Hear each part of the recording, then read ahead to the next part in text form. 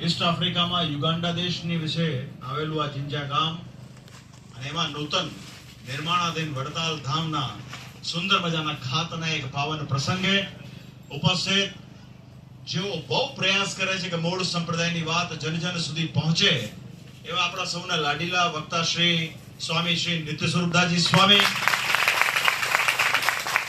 અમારી સાથે પ્રવાસમાં આવેલા આપણા વડતાલ મંદિરના મુખ્ય કોઠારી સ્વામી શ્રી દેવપ્રકાશદાસજી સ્વામી, સાથોસાથ ઉપસ્થિત શ્રી પવન સ્વામી, ધોલેરા મંદિરના કોઠારી હરિકેશવ સ્વામીજી, સ્વામીજીના મંડળના તમામ સંતો, ગુરુકુળ પરિવારના સંતો અને આપ સૌ ભાવિક ભક્તો, એમાં ખાસ કરીને દેશથી ઘણા બધા ભક્તો અહીંયા આવ્યા છે. સ્થાનિક ભક્તોમાં ચંદ્રેશભાઈ છે, બાજુમાં હમણાં ભરતભાઈ અમે ઉતારો કરવા ગયા હતા. ઘણા બધા ભક્તો આવ્યા છે, ધનજીભાઈ આવ્યા છે, અમારા નીતિનભાઈ આવ્યા છે, રસિકભાઈ આવ્યા છે. તેનો ઉપસ્થિત આપ સર્વે ભાવિક ભક્તોને અમારા સૌ પ્રથમ ભાવથી જય સ્વામિનારાયણ. કુદરતી રીતે આટલી બધી બ્લેસ્ડ યુગાન્ડાની ધરતી લીલી છમ અને એમાં તમારા સૌ ભક્તોનો પ્રેમ અને જે ઉત્તમ વ્યવસ્થા, આમ પ્લેનમાંથી ઉતરીને બીજા પ્લેનમાં અમારો મનીષ વરસાણીએ વ્યવસ્થા કરી. આટલી બધી સરસ વ્યવસ્થા હોય પછી થાક બાક તો કોઈ વાત છે નહીં. આ તો બહુ એક આનંદની વાત છે. આજે એમ કહી શકાય, આપણે ઘણીવાર કહેતા હોઈએ ને કે આજે સ્વામિનારાયણ સંપ્રદાય દક્ષિણ દેશ વડતાલ ગાદીને વિશે યુગાન્ડાની ધરતી પર એમ કહેવાય કે સોનાનો સૂરજ ઉગ્યો હોય એવું આજે દેખાય છે. એના માટે જે ભક્તોએ સંતોએ પ્રયાસ કર્યા છે, અમારી ખૂબ ખૂબ એમને શુભકામના છે. આવ્યા ત્યારથી તાબો તાબો તાબો શબ્દ સાંભળીએ છીએ. તાબો એટલે શું? તાબો સમર્થ ધણીનો હોય. જેમ એક બાળક હોય, એના મા બાપ હોય, સમર્થ હોય, બાળકને બધી રીતે સાચવતા હોય. જેમ કોઈ સ્ત્રી હોય એનો એક ધણી હોય, એમ સ્વામિનારાયણ સંપ્રદાયની અંદર ભગવાન સ્વામિનારાયણે એવી વ્યવસ્થાઓ કરેલી છે કે જે કંઈ પણ મંદિર, ધન, દોલત, જમીન, જાયદાદ, સોનું, રૂપું કે માણેક, આ તમામે તમામ બાબત અમે પધરાવેલા શ્રી લક્ષ્મીનારાયણ દેવના અર્થે હોય તો એને અમારે તાબો સમજવો. કોઈ પણ જગ્યા, જમીન, એનો દસ્તાવેજ સૂર્ય ચંદ્ર તપે ત્યાં સુધી શ્રી લક્ષ્મીનારાયણ દેવના અર્થે હોય એવી શ્રીજી માએ વ્યવસ્થા કરી. આપ સૌ જાણો છો કે વિશ્વનું સૌપ્રથમ મંદિર સ્વામિનારાયણ ભગવાનનું એ અમદાવાદમાં કાલુપુર વિસ્તારમાં થયું કે જેમાં શ્રી નરનારાયણ દેવ ભગવાને પધરાવ્યા. એની પાછળનો એક ઇતિહાસ છે. પણ મોટી વાત એ છે કે જ્યારે અંગ્રેજોનું શાસન હતું અને શ્રીજી મહારાજે એવું કીધું કે તમે અમને તાંબાના પત્રો પર લખી આપો કે સૂર્ય ચંદ્ર તપે ત્યાં સુધી આ જગ્યા એ અમારી કહેવાય, ત્યારે અંગ્રેજનો જે ગવર્નર ડનલપ એ પણ બહુ નૈતિક માણસ હતો. એ કે અમારાથી આ ન આપી શકાય, એ અમારે બ્રિટિશથી ખાસ કરીને ઇંગ્લેન્ડથી આની પરવાનગી મંગાવવી પડે. તો શ્રીજી મહારાજે કીધું અમારે કઈ ઉતાવળ છે નહીં. પછી જાણો છે પણ ઘણા બધા સમય પછી જયારે બ્રિટિશથી પરવાનગી આવી અને ત્યારે શ્રી હરિએ તે ખાતમુહૂર્ત કર્યું છે. આની પાછળનો ઇતિહાસ જે તાત્પર્ય છે, જે ગુઢાર્થ છે, એવા પ્રકારનો છે કે નૈતિકતાના પાયા ઉપર સ્વામિનારાયણ સંપ્રદાયની રચના થઈ છે. નૈતિકતા આમાં મુખ્ય છે.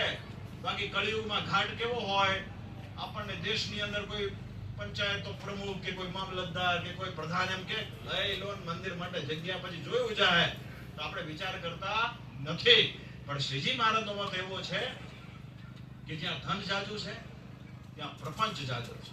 કેમ કે પ્રપંચ કર્યા વગર જાજુ ધન ભેગું કરી શકાતું નથી. માટે જ્યાં ધન જાજુ છે, પ્રપંચ જાજો છે, ત્યાં અમે નિવાસ જ કરતા નથી. એ સ્વામિનારાયણ સંપ્રદાયની રીત. પોતાના મનમાં ભલે ગમે તે કોઈ માને કે અમે આખા વિશ્વમાં સ્વામિનારાયણનો પ્રચાર કરીએ છીએ, પણ સ્વામિનારાયણને શું ગમે છે? તો સ્વામિનારાયણને આજે જિંજામાં જે રીતે વડતાલ ધામનું ખાતમુહૂર્ત થયું છે ને, એ ભગવાન શ્રી હરિને પ્રિય છે. તો વાલા ભક્તો, તાબાની જે વાત છે કે તાબો સમર્થ ધણી લક્ષ્મીનારાયણ દેવ છે. કહેતા સંપત્તિ નિર્ગુણ થાય છે. આ મંદિર આવનારા અનંત વર્ષો સુધી મૂળ સ્વામિનારાયણ સંપ્રદાયના ભક્તજનો માટે આ એક કલ્યાણનું બહુ મોટું કેન્દ્ર નિર્માણ થશે. આ કઈ આપણે શો ઓફ માટે મંદિર કરતા નથી.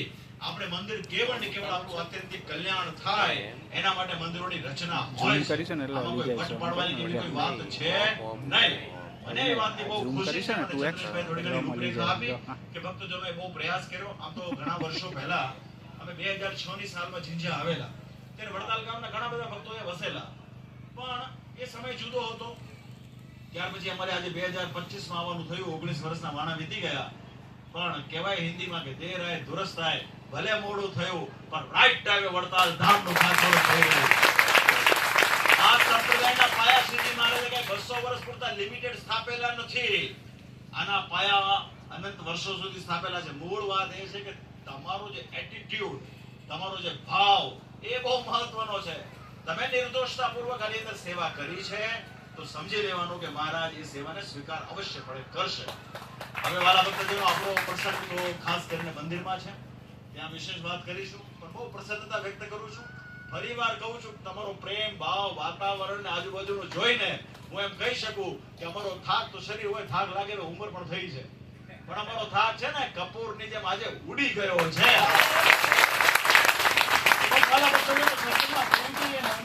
રહેવાની વાત છે અને મૂળ સંપ્રદાયની નિષ્ઠાને વરેલી વાત છે.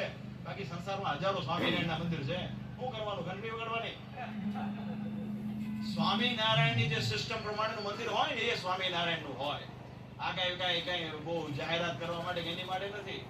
અમારા નિત્યસ્વરૂપદાસજી સ્વામીનો એવો અભિગમ છે કે મૂળ સત્સંગનું ખાસ કરીને પ્રવર્તન થવું જોઈએ. આનો પૂર્વે ઘણો બધો અભાવ હતો, જેનો દોષ અમે અમારી ઉપર જ લઈએ છીએ. સંપ્રદાયનો પ્રચાર અને પ્રસાર જે છે મુખ્ય ગાદી સાથે થવો જોઈએ. એમાં ખાસ કરીને આચાર્યશ્રીઓ હોય, વડતાલ મંદિરના કોઠારી હોય, ચેરમેન હોય, આગેવાન સંતો હોય, એની બહુ મોટી જવાબદારી કહેવાય. પણ મહારાજની જે મરજી હશે તે પ્રમાણે ઘણા બધા વર્ષો સુધી સુસુપ્તિમાં રહ્યા. પણ હવે ભગવાનની કઈક એવી કૃપા છે કે 200 વર્ષની જયારે શૃંખલા શરૂ થઈ હોય ત્યારે શ્રીજી મહારાજે એવો સંકલ્પ કર્યો હશે, મહારાજે આપણી પાસે એવી પ્રેરણા કરાવી હશે કે હવે આવનારા વર્ષોમાં વિશ્વના તમામ ખૂણે ખૂણે જ્યાં વડતાલવાસી લક્ષ્મીનારાયણ દેવ ગાદીનો ભક્ત રહેતો હશે ને, ત્યાં યાદ રાખજો, ત્યાં વડતાલ ધામની ભેગા પડશે. ભગવાનની બહુ કૃપા છે. સત્ય અને સનાતન અને શાશ્વત હોય છે. જે વાત સીધી અને સટ ઉતરતી હોય ને એ હોય છે. આમાં વાયા મીડિયા, મસ્કા પોલીસ, આજકાલ કેવું છે, મસ્કા પોલીસનો જમાનો છે. ભક્તોને પેમ્પરિંગ કરવાની વાત હોય છે, પૈસા કઢાવવાનો હોય ને, અમારે ફલાણા ઠીકાણા પૂછડા. મેં ઘણી વાર જોયું છે કે એવા ભક્તોને મોટા કરતા એવી સ્થિતિ આવીને ઊભી રહે છે કે ભક્ત મટી અને સામાજિક શ્રેષ્ઠી બની જતો હોય છે. ત્યારે વાલા ભક્તો, કાયમ એટલું યાદ રાખજો, ભલે ગમે એટલા ધનવાન બેઠા હો, આપણે સત્સંગમાં છીએ તો દાસના દાસ થઈને કામ કરવાનું છે, આટલું યાદ રાખજો. તો શ્રી મહારાજ આપ સૌનું ખૂબ મંગળ કરે એવી પ્રાર્થના સાથે અમારા ભાવથી જય સ્વામિનારાયણ. જોરદાર તાળીઓથી